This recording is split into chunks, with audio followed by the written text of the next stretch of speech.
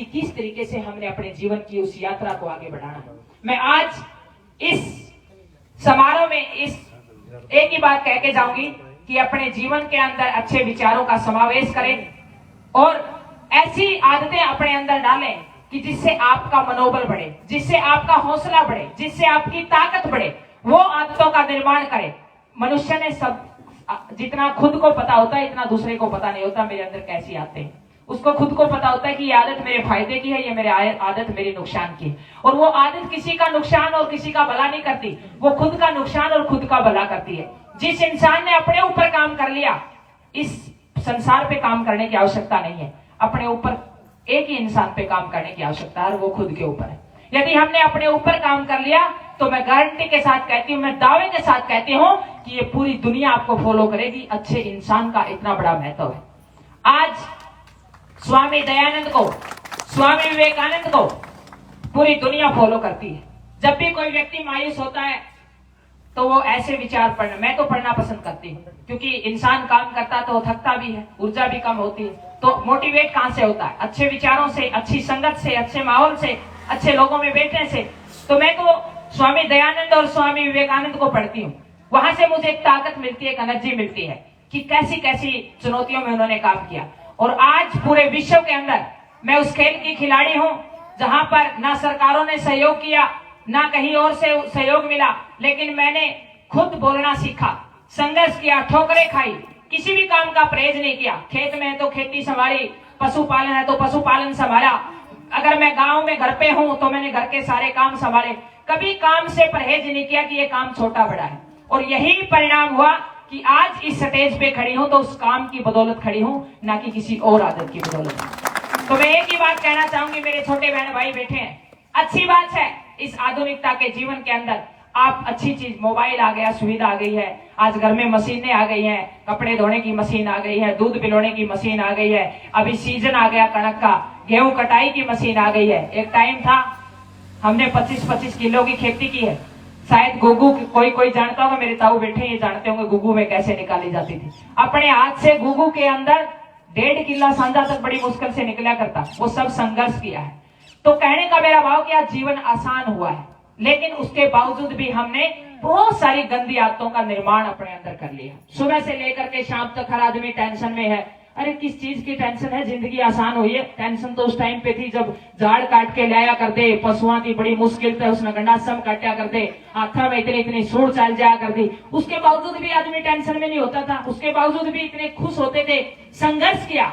मैं तो एक ही बात जानती हूँ, जो इंसान पसीना बहाना जानता है, जो इंसान मेहनत करना जानता है, वो इंसान कभी भी नाखुश नहीं हो सकता। वो हमेशा खुश रहेगा और आगे बढ़ेगा, ऐसा मेरा विश्वास है।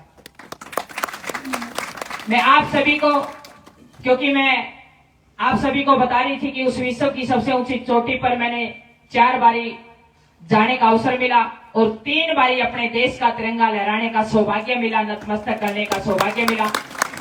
चाइना में नेपाल दोनों साइड से एवरेस्ट, उस माउंट एवरेस्ट की सबसे ऊंची चोटी 8,848 मीटर पर, जहां ऑक्सीजन नहीं है, पानी नहीं है, इतनी कठिन तपस्या है, इतनी ठंड है कड़ाके की, माइनस में टेम्परेचर है। वहां पर मैंने कठिन तपस्या करके अपने देश को उपलब्धि देने का जो मनोबल मुझे मिला, वो गुरुकुल जैसी संस्थाओं से, मेरे परिवार से, उस मेहनत से मैं उस मुकाम को हासिल कर पाई। 7 महाद्वीपों पे जब 7 महाद्वीपों का चक्कर लगाते तो पूरी दुनिया का चक्कर लग जाता है। जाने का अवसर मिला और मुझे बड़ी खुशी हुई जब मैं अंटार्कटिका गई। जब मैं अंटार्कटिका गई तो मैंने वहां पर एक जगह पे 7 समुंदर पार, वहां पर मैंने 3 फोटोएं देखी, जिसमें महात्मा गांधी जी, मदर टेरेसा जी, स्वामी विवेकानंद जी। उस समुद्र के किनारे जब उन 4 महानुभूतियों का मैंने वो दर्शन किए, मुझे बड़ा फख्र हुआ। मैंने पूछा कि ये यहाँ पर हमारे जो बड़े हैं, हमारे जो बुजुर्ग हैं, हमारे जो त्यागी हैं, जिन्होंने, किसी ने देश की आजादी के लिए, किसी ने देश को जगाने के लिए काम किया, आज उनकी फोटो यहाँ पर कैसे हैं? तो उन्होंने बताया, अनीता जी, जब अंटार्कटिका महाद्वीप पे सबसे पहले हिंदुस्तानी आए और महात्मा गांधी जी ने अपना वो रखा, और जब भी दयानंद जी यहाँ पर आए, स्वामी विवेकानंद जी आए, तो सबसे पहले यहाँ पर आए थे। मुझे बड़ी खुशी हुई कि वहां पर हमारे उन महापुरुषों की फोटो देख करके, जहां 7 समुद्र पार भी उन्होंने जाकर के अलग जगाई। सबसे बड़ी गर्व की बात मैं ये कहती हूँ कि जिस भी मैं देश में गई, मैं होटल में मैंने जैसे अपना बैग रखा तो मेरे देश की वो गीता जैसा ग्रंथ मुझे हर होटल के अंदर उस रूम के अंदर रखा मिला, हर लैंग्वेज के अंदर वो गीता ग्रंथ देखा। तो मैंने पूछा कि ये गीता ग्रंथ आप यहाँ पर कैसे रखा है, ये तो मेरे देश की पुस्तक है, ये हमारा ग्रंथ है। तो उन्होंने कहा कि गीता सिर्फ एक हिंदुस्तान की नहीं, ये पूरे ब्रह्मांड की किताब है और ये हिंदुस्तान ने देने का काम किया। मेरे लिए बहुत बड़ी गर्व की बात थी। तो हमारे देश की संस्कृति, हमारे देश के वेद, हमारे देश के पुराण जो आज हम देख रहे हैं, आज इतना असर हो गया है पश्चिमी सभ्यता का।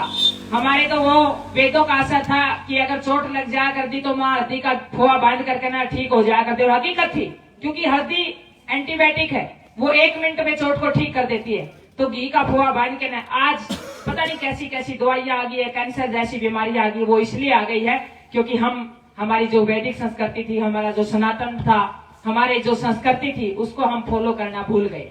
आज हम खान पान, बर्गर, पिज्जा, पता नहीं कैसे कैसे खान पान आगे, मेरे को तो समझ में नहीं आता।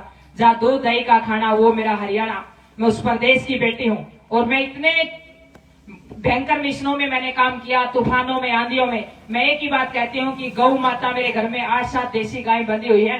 कभी कोई प्रोटीन नहीं खाया, कभी कोई दवाई नहीं खाई, देसी खाना खाया और खूब मेहनत की। आज भी सुबह लस्सी और दही खा करके यहाँ आई हूँ, क्योंकि कढ़ौनी बिलौनी आज भी एज इट इज, जो मेरे घर की पहले जो हमारी संस्कृति होती थी वो यूं की यूं है।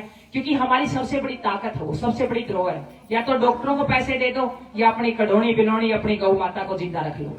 गौ माता में वो गुण है, मेरा ये मानना कि किसी भी चीज में नहीं है। तो मैं जितने भी मेरे छोटे बहन भाई बैठे हैं, मैं एक ही बात कहूंगी, अच्छे पढ़िए, अच्छे पदों पे जाइए, लेकिन अपनी संस्कृति को जरूर फॉलो कीजिए, अपनी संस्कृति से जुड़े रहिए। और भाई कहीं चले जाओ, चाहे बंबई, कलकत्ता है, मैं तो एक ही बात कहूंगी, अपने बालकाना गांव का जोड़ जरूर दिखाइए, क्योंकि गांव बहुत बड़ी ताकत है, गांव बहुत बड़ी मजबूती है। गांव के हमारे बड़े बुजुर्ग